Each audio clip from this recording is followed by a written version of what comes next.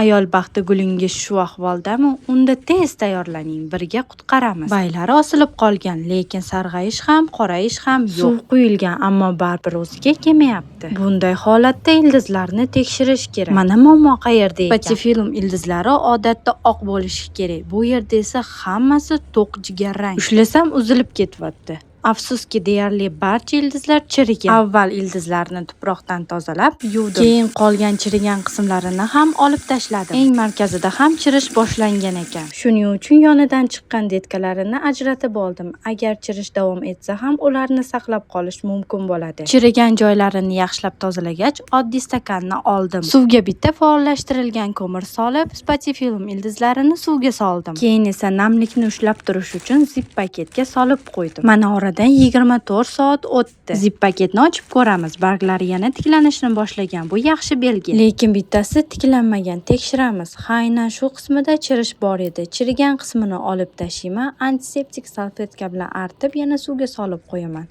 24 soatdan keyin tiklanmasa, tashlab yuboraman. Chirish qaytalanishi mumkin. Suvning holatini kuzataman. 1 oy o'tgach natijasini albatta ko'rsataman. Sizningcha bu spatifilmni saqlab qoldimmi?